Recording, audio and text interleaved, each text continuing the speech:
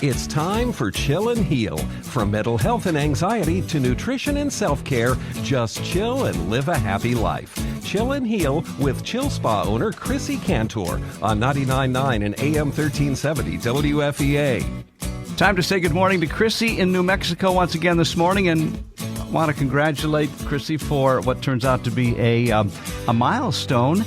This is your 10th show of Chill and Heal. Welcome, Chrissy Cantor, and your special guest. Our special guest, Forrie J. Smith. Oh my gosh, I can't believe it's our 10th show. Thank you so much, Mike. And I'm your Chill and Heal host. I'm here to fuel your mind, body, and soul with goodness. We will giddy up today, connect, open up, share, be real, be raw, overcome, let go, learn, grow together to simply live a happy life. Remember, sharing is caring, and we are not alone. And I am so excited to introduce my 10th guest, Forrie J. Smith, a.k.a. Lloyd from America's favorite smash hit TV series, Yellowstone. Howdy, y'all, and congratulations on your 10th show. I didn't know. I didn't know either.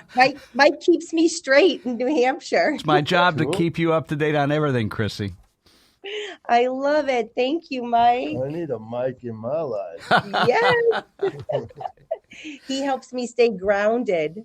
So, Forrie, you are the real deal. You are a real cowboy and a real gentleman. And I was just blown away when I met you with your kindness and humbleness. And here you are. You've been in the industry, the Hollywood industry, for years.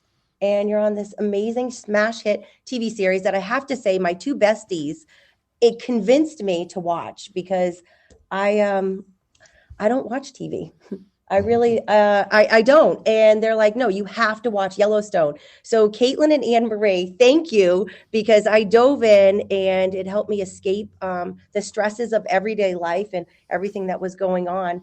And I was just blown away by you. But then I was like blown away by who you are as a person. Well, thank you.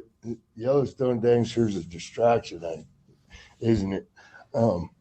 It's a great distraction. Yeah.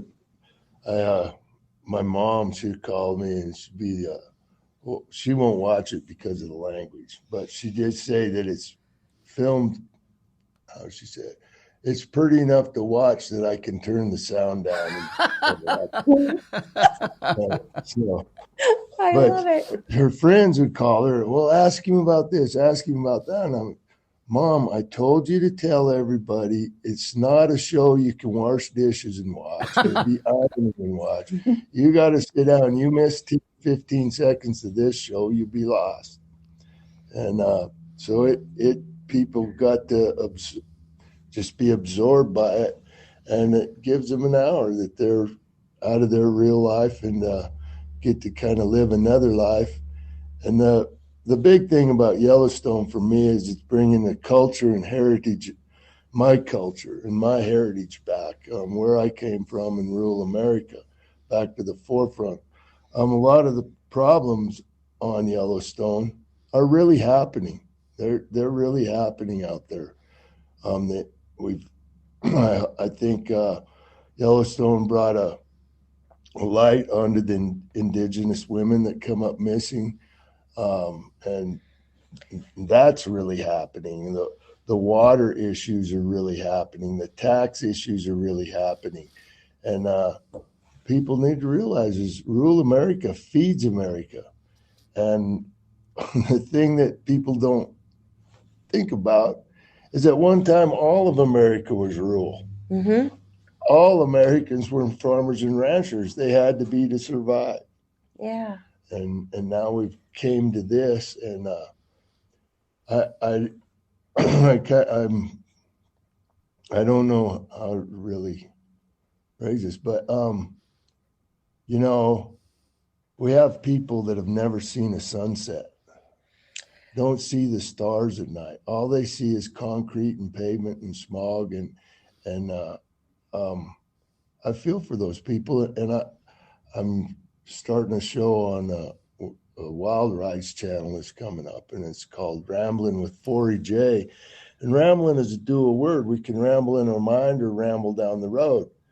And that's what Forrie J will be doing. And I hope to bring a lot of the beautiful vistas that I get to see to my show and share with the people out there and let them get to see part of this great country and the things that I've seen and make me the person I am.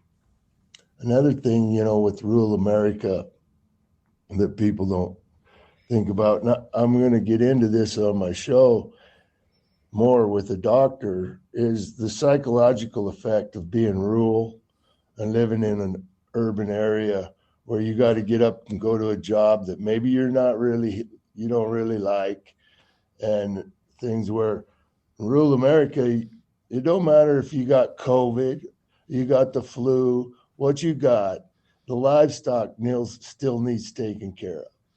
You love what you do, you get up and go out and do it. And I think that's one of the reasons rural America is healthier than urban America is we have to get up. We can't lay down and let the poison sink into our cells deeper. We got to get up, keep moving around and drink fluids and we got a positive attitude. We don't lay in bed thinking about it. Yeah, you don't dwell on it. You keep moving. Right. And that is the cowboy way. Yeah. And the rural. I when I went through some tough times, what I found myself doing was chasing sunsets and chasing sunrises. And it really helped me, just sitting and watching. And I traveled through Europe with one of my besties and my other girlfriend, April, and I'd get up really, really early and I just watched the sunrise, and it really helped me incredibly. Filled your heart. It filled my heart, and it's so true. And so many times you don't even realize that we're stuck, and we're not really capturing the beauty of our world. Yeah. And we're stuck in the chaos. Yeah, well, you can't get stuck in the chaos and dwell on the chaos. And that's, sunsets do that for me. And anybody follows me on social media, they've seen a lot of sunsets. Yes, and I follow you. It just shows me that there is a God that loves us. He gives us this beauty. And I made it through another day. Yes. And amen. I just love it. Yeah. I'm never much for sunsets because as a rodeo cowboy, I hated driving in them when the sun rises. It wouldn't matter if I just woke up and got behind the wheel when that sun started coming up. I was tired. But I've been blessed as a cowboy and cutting firewood. I remember being up on Zane Gray Mountain out of Camp Verde. We'd have to get up there early in the mornings before the ground thawed out. Mm-hmm. We'd have to have our load cut and get out of there. Otherwise, once the ground thawed, we'd be stuck.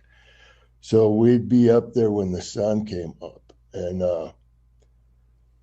oh man, we could see all the way to Flagstaff and the different air, cool air has a color, and the colors of the mountain. And it was just so majestic. I can picture it in my mind still 40 years later. And I remember coming off the mountain and went riding colts, and I was talking to an old cowboy and telling him, man, if everybody could see that in the world, it would change their attitude about this country and life. Mm-hmm. I said, it was just so majestic and beautiful what I seen out there. And he said, son, there's millions of people out there that were sitting in that truck with you would be scared to death. All that country they could see, and no stores, no lights, no highways, would scare them to death. And I never thought about that.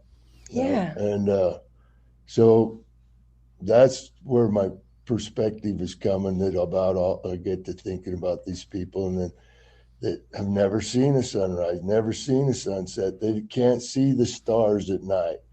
And there was one of the director's wives on the movie Yellowstone. She was there and they're having a little party, giving away the coats and stuff. And it started getting dark and she was worried about it.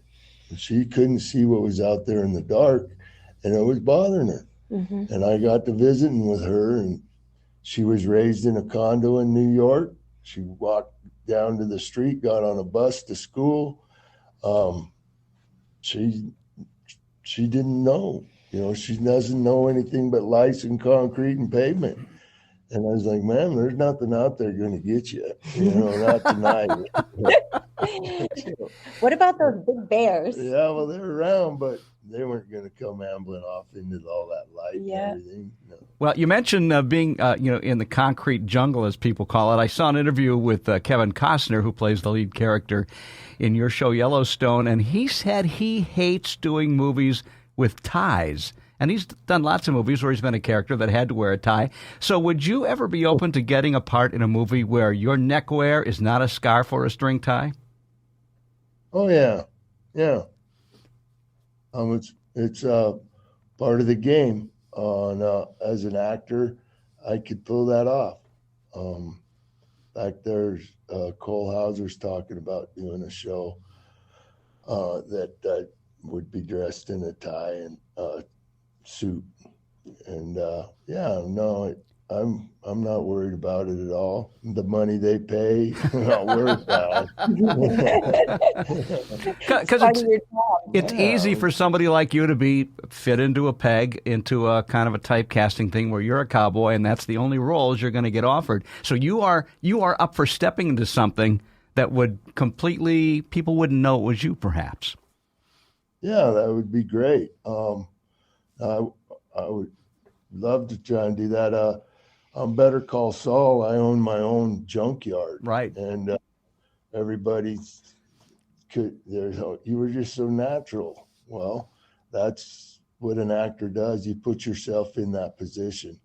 And that's what I did. I went to the junkyard and walked around, looked at it, and I was like, well, I need some pens and a notebook and a grease rag, and let's get into this.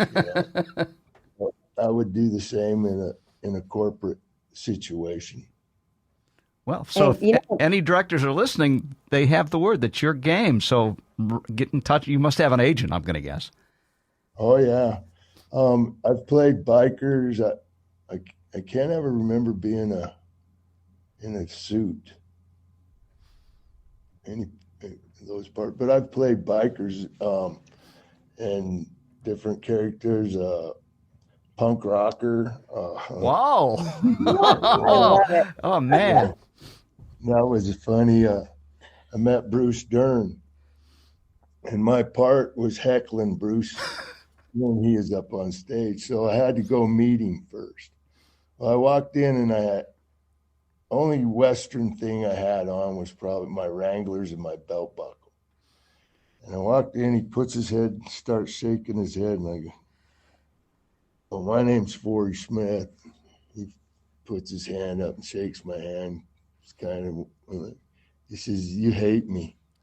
I says, I don't even know you. He says, I can tell you hate me already. I killed John Wayne. Oh! I wasn't going to hold that against you, partner. But yeah, you did. Dang it. But, I played a punk rocker. They spiked my hair. I don't know. I've played inmates on Breaking Bad. They tattooed me up, greased my hair back, and I pulled it off. So yeah, I ain't scared of a suit and tie. All right, well, good. I'll check that box. In fact, it would be because when I put the tie on, that would be my signal to go into that character. I learned a long time ago that some of the characters I played in the beginning weren't very savory kind of guys. And the closest way I can explain it is if people that have been snow skiing and you still feel like you got the skis on when you get in the car sometimes. Well, that's kind of the way a character is. And there's some of them guys I didn't want to take home. So I learned little gimmicks, little props that I would play with, or a certain piece of wardrobe. Once I put that on, now I'm that character. Then when I get in my dressing room and take a few breaths and take that off or put that prop down, then I can go back to Forrie Smith. Now, I found it's harder with Yellowstone, especially when we were in the bubble with COVID, because now that my parts expand and I'm working as Lloyd 4 or 5 days a week, and then especially being in the bubble, have to go back to a room and study for the next day, and you're not around anybody to become Forrie with. Lloyd kind of stuck on me for months up there in Montana, and I didn't really realize it until I was driving back from Montana to New Mexico, and hey, I'm not Lloyd today. Forrie can't get away with what Lloyd does.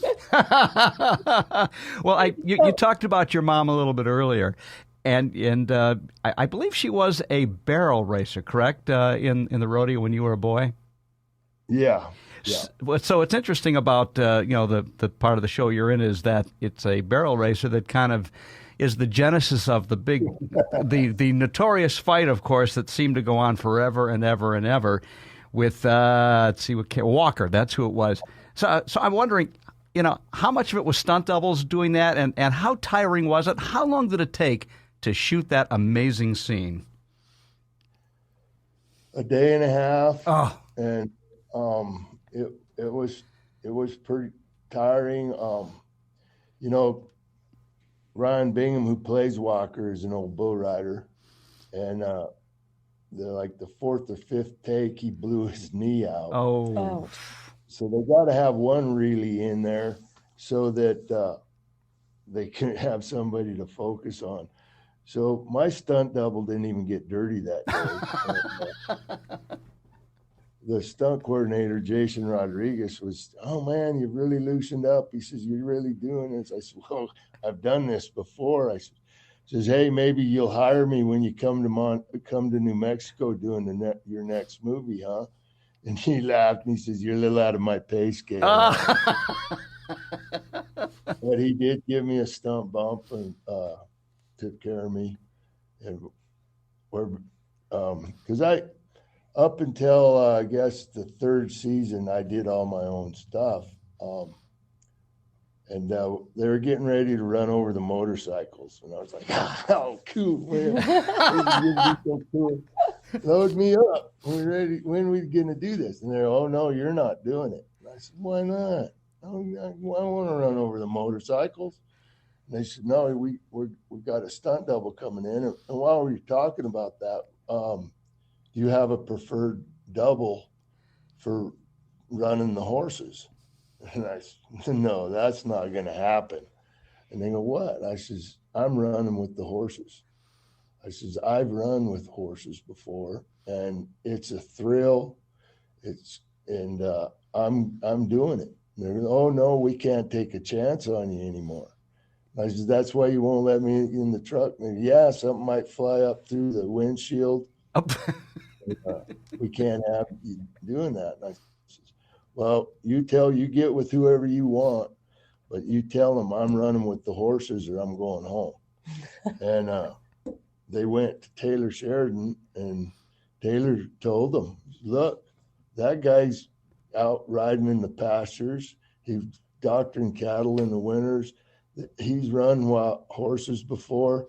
He's more safe out there horseback than if we get some stuntman that team ropes and rides around in an arena out in California. It'd be safer having him." And then thank you, Kevin and Taylor.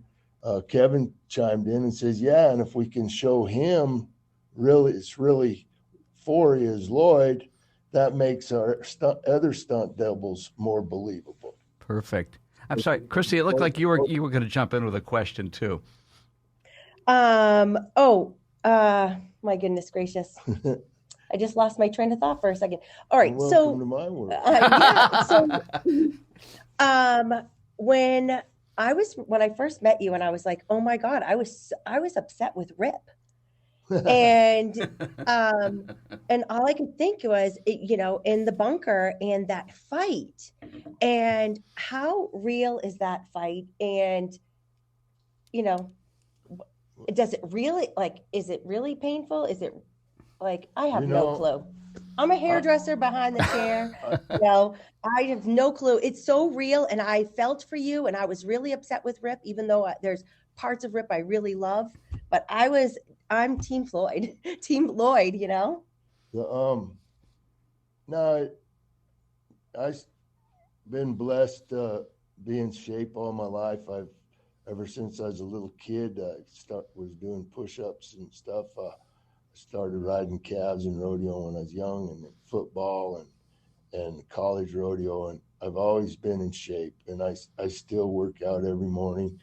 And so no, I can't remember anything hurting. It does now in older age. It seems to hurt worse to miss a punch than it does to actually connect. So all day long, and it swinging and missing, and that it hit my shoulder, my elbow got sore. And then the bad deal was the day after the fight scene, I had to rope steers, and I missed my first couple steers, I don't like that. As many miles as I've packed a rope, I should never miss. And I had to really get jacked up because my shoulder was wore out. It was tired. And that third steer I rolled out there, and once I talked to myself and made myself more aggressive, I roped 2 feet and we got the shot. But it was a wearing deal, and especially when Ryan went out of the picture and they had to bring his stunt double in and film just me, basically. About the only time it was really Ryan is when he was on his back or walking in and out of there. Mm-hmm.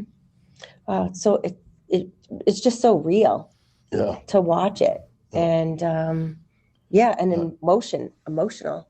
I get asked back this last weekend, at the event I was at, I got asked numerous times. They really connect. Them punches look so real, but I don't think I've ever really been hit except by I think his name is Anthony Zerbe. He played teaspoon on Young Riders. He couldn't throw a fake punch, so we just let him hit us. My mother hit her harder than he did. But my mother was tough. My mom whipped grown men, so kept you in line. Oh yeah. All right, Chrissy, we need to take a quick break, and shall we get Caitlin ready to join the conversation as well? That sounds great. All right. So you folks are listening to the Chill and Heal Show with Chrissy Cantor. Our special guest this morning is Forrie J. Smith, plays Lloyd Pierce on Yellowstone. He's got so many great stories. He'll have more for us. And we'll continue the conversation just ahead on 99.9 and AM 1370 WFEA. Come chill. Manchester's award-winning day spot. Just chill. Come spend a day at Chill. Escape the stress of your everyday life. It's good for the mind, body and soul. A boutique spa with all the luxury of a resort. Look chill, feel chill, be chill. Let our talented staff make you fabulous. From couples massage to facials, spray tanning and hair design.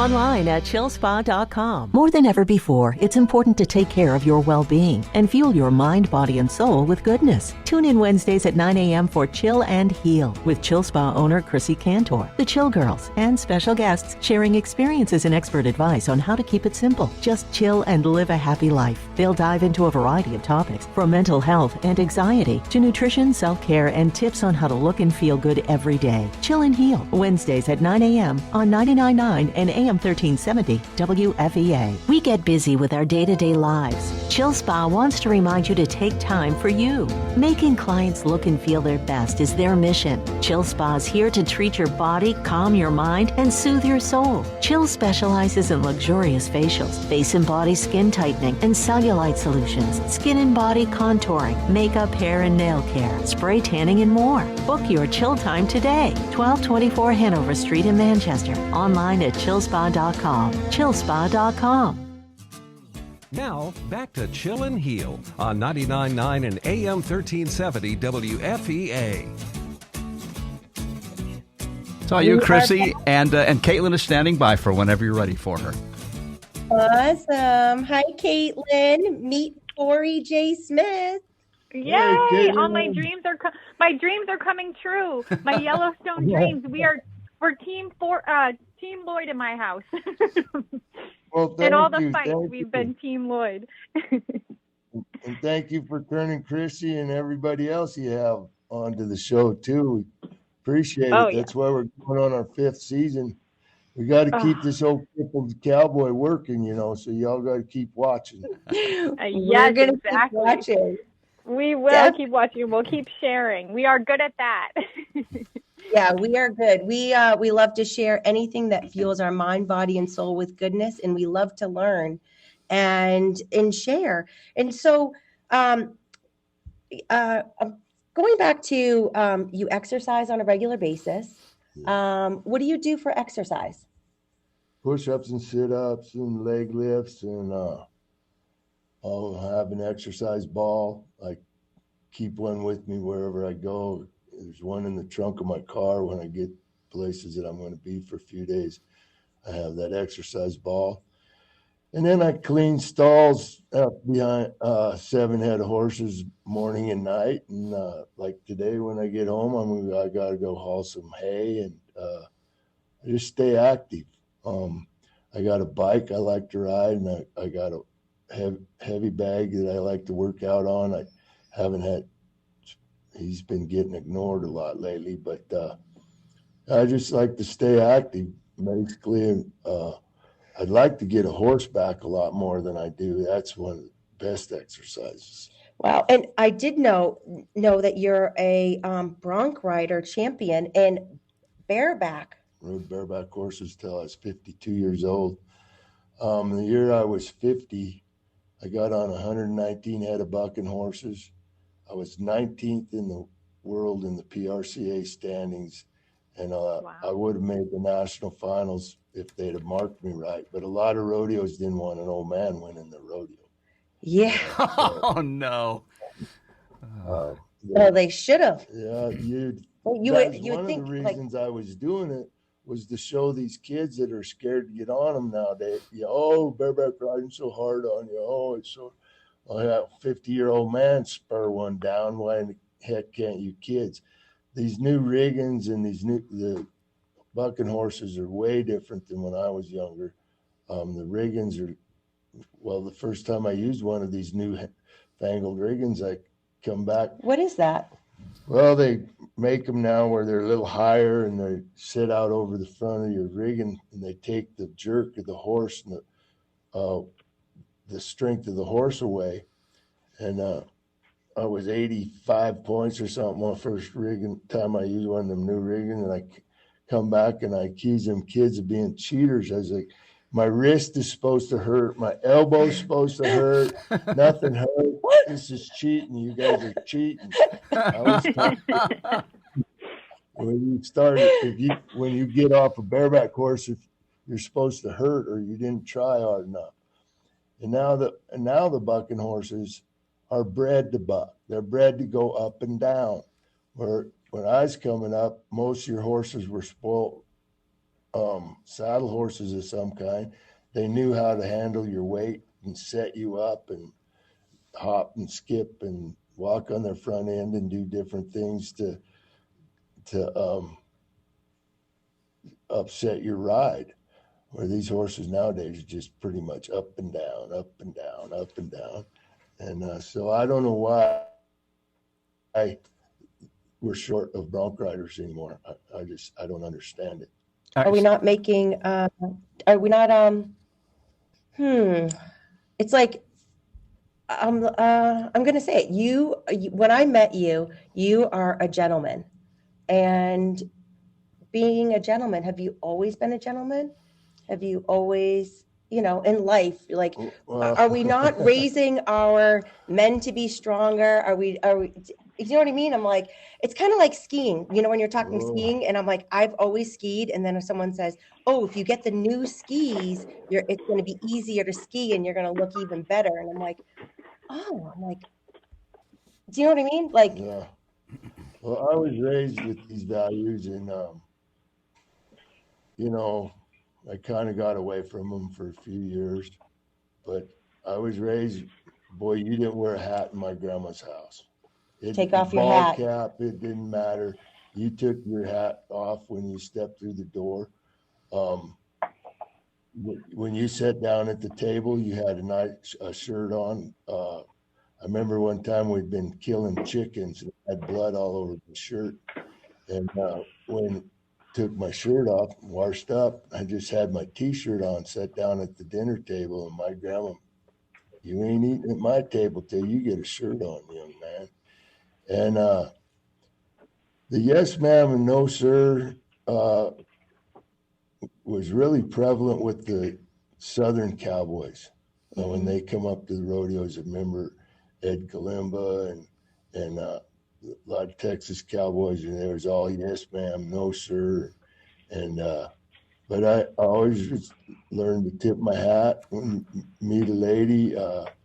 I'm wearing it right now. Basically, usually I wouldn't. But when I go in, I got a good story.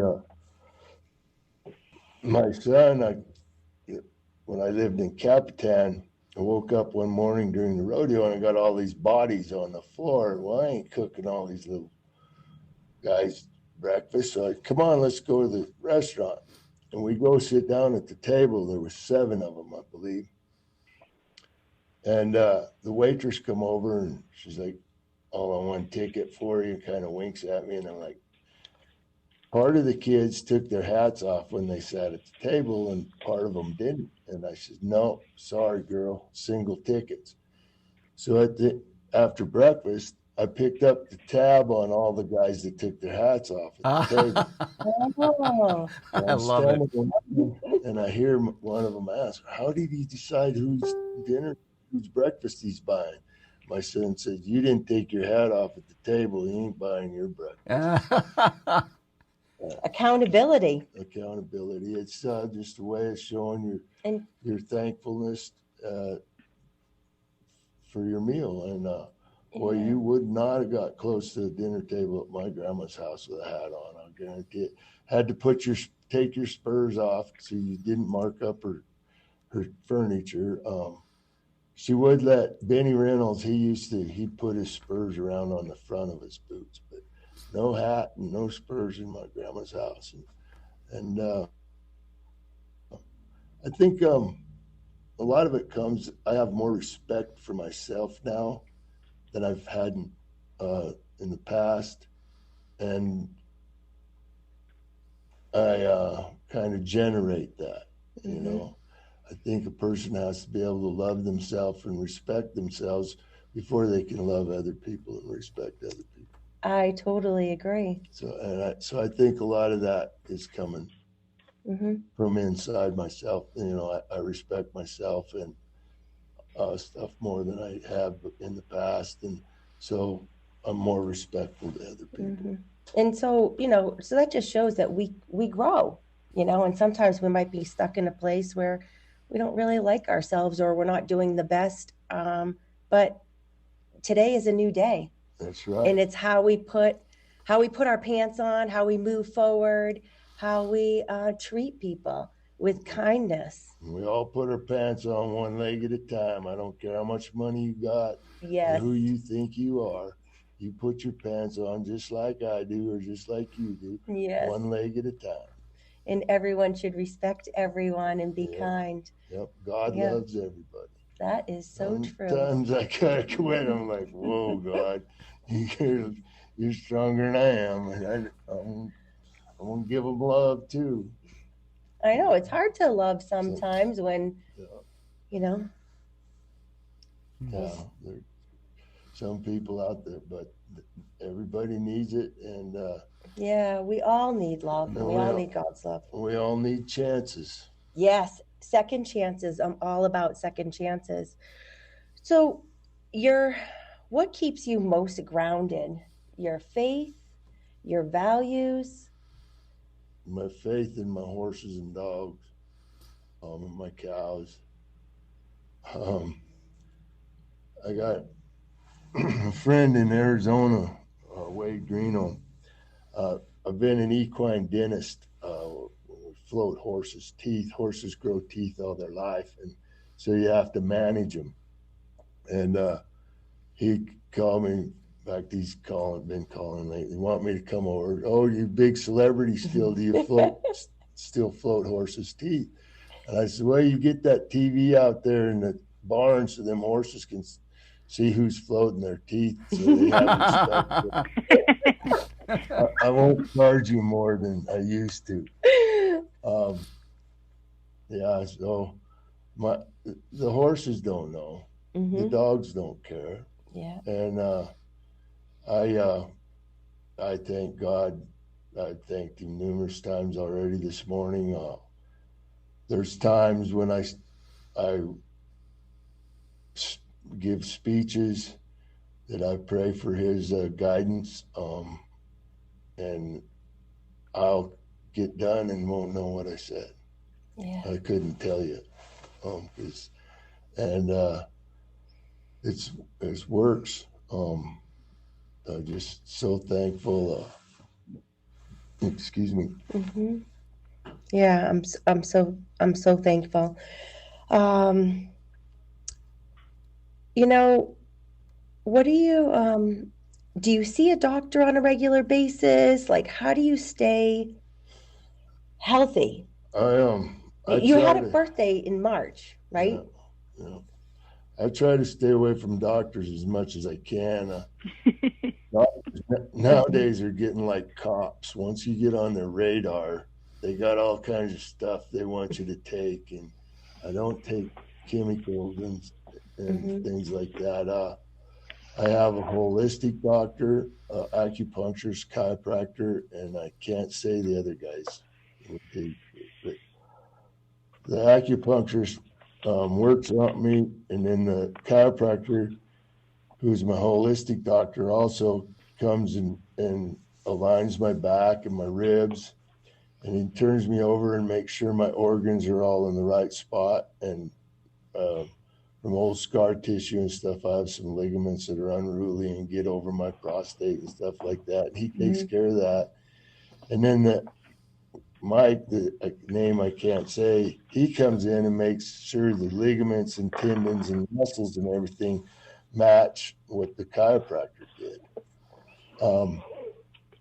So I try to do that once a week, once every 2 weeks. But little things like the last 2 operations I went in for, they try to give you a pill for a blood thinner. No, I'll take a couple aspirins in the morning. Oh, well, we got to keep your bowels moving, so we'll have to take this one. No, I'll drink a couple beers in the evening. You make me a strong cup of coffee, and I don't need anything for that. Well, here we'll take these are muscle relaxers and pain pills and sleeping pills. And I'm like, no, I brought a good book with me, and I'll read and drink a couple beers. I don't need you.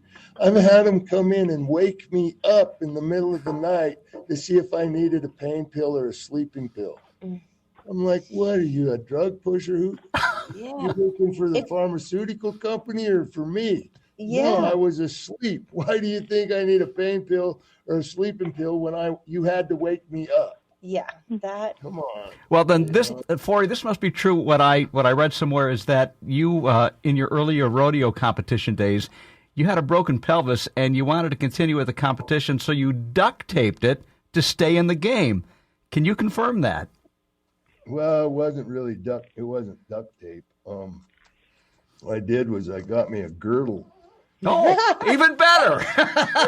Even better. and then I duct tape, or not duct tape, but I used athletic tape around that. And I don't know if that's why Cowboys wore tight jeans to begin with or what, but I wear tight. My Wranglers keep my hips and stuff pulled together when I'm riding and when I'm out doing things. And we had the rodeo.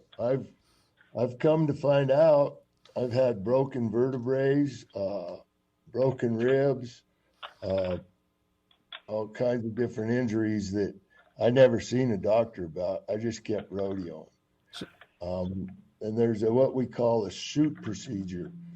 And I use a lot of things I learned from rodeo in real life in movie business. And this is one of them.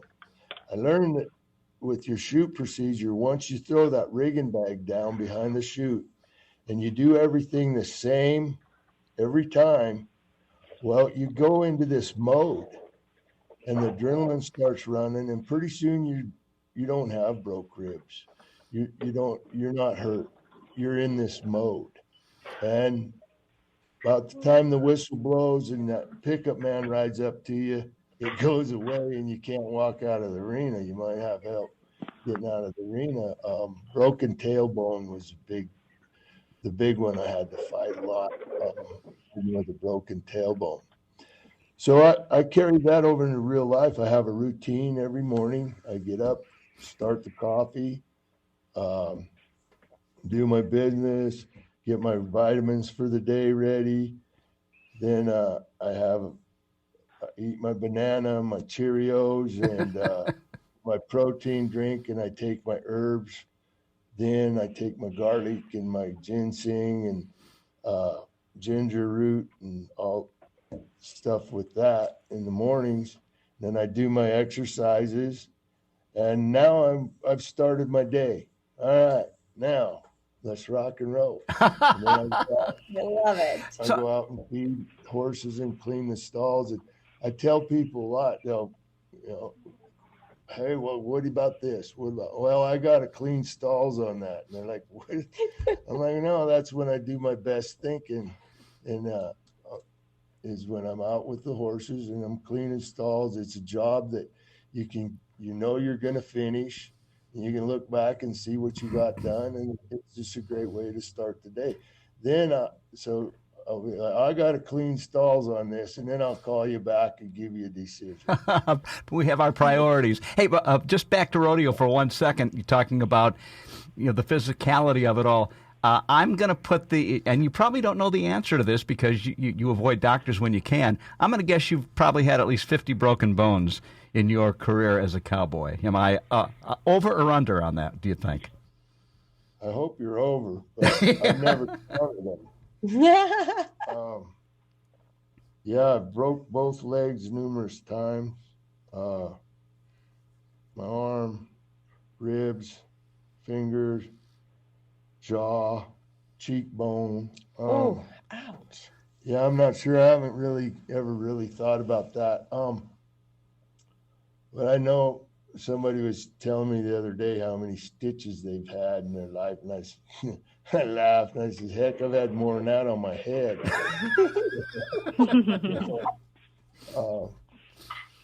Yeah,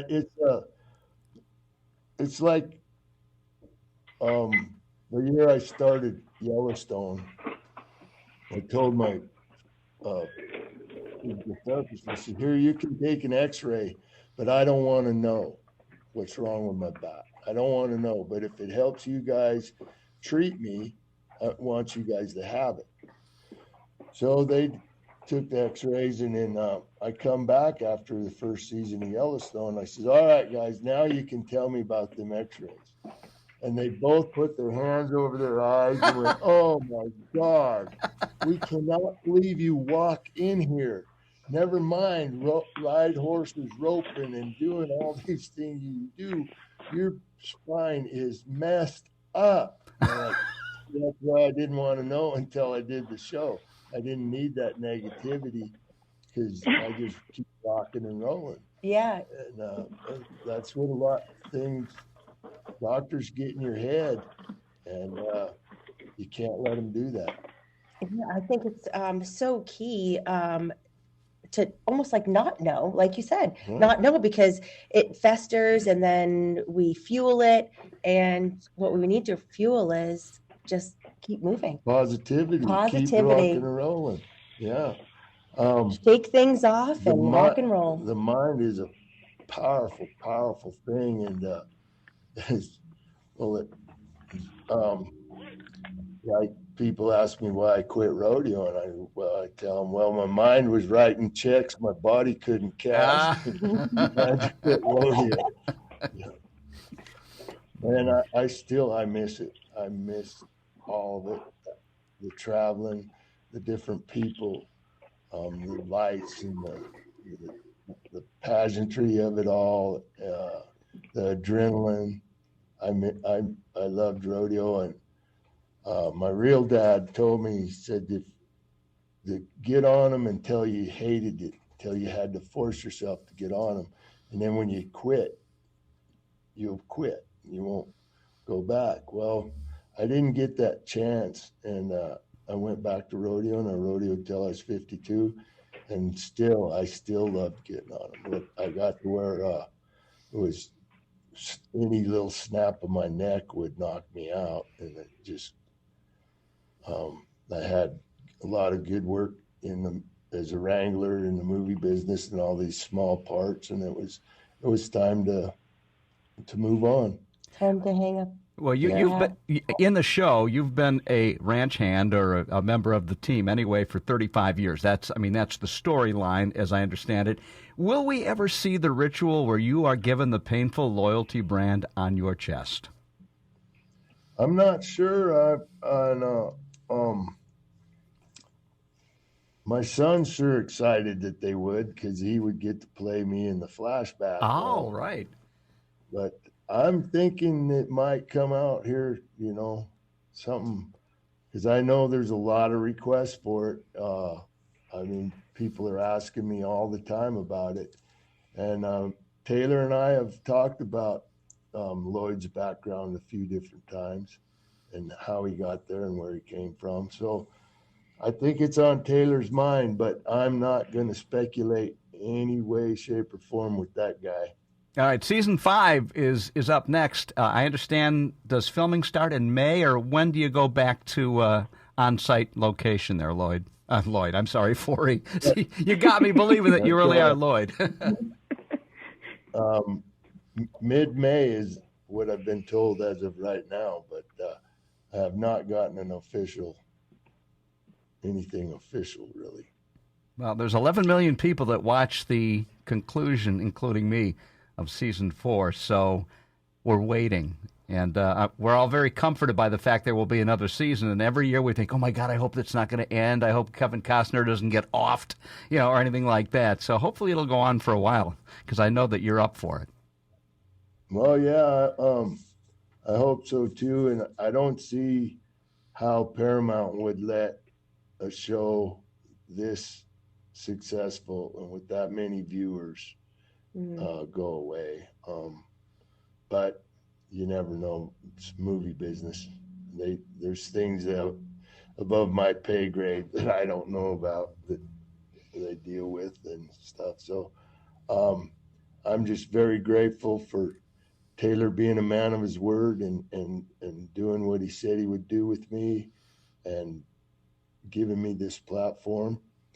Taylor is proud himself. I stopped and visited him the other day, and I told him, I said, you know how I appreciate what you've done for our culture and heritage. And I said, but I want you to know that every time I turn around, people are telling me to thank you for what you've done for the Western way of life in rural America. And who is Taylor for people that haven't watched Yellowstone yet? Who is Taylor? Yeah, who is Taylor? He plays Travis Wheatley on the show. He's the horse trader. Okay. And he's a Texas boy, and he's a genius when it comes to writing and creating these shows. Yeah, it's just so remarkable. You know, I have a couple of my favorite quotes. Forrie, would you mind reading these quotes? And I have No. it. And this one is a favorite. I've even got a email from Romania. A guy was just it's the shame that hurts the most, you know. But shame, it's just in the mind. You can turn that faucet off whenever you want to. And that is that's we were talking about that earlier, and Yeah. it's all in a mindset. You wake up in the morning, is the glass half full or is the glass half empty? You have a choice. Are you going to be happy today? Or are you going to be mad? You know? Yeah. And so I love that. Taylor, and I thank him all the time for the great lines he's given me. And this next one, I have to sign a lot of times when I'm doing autographs. In fact, last weekend, numerous people were like, "Oh, please pray like hell and hold on." And I've had to do that time and time again. I love it. I love it. And I know we are so fortunate that we are going to meet again next week. And I would love to continue this and learn more about rural America and your t-shirts. And I have your whiskey bourbon, Forrie J. Smith, Oak and Eden. So I'd love to, I brought a few bottles if you wouldn't mind autographing them. No, I'd be pleased to.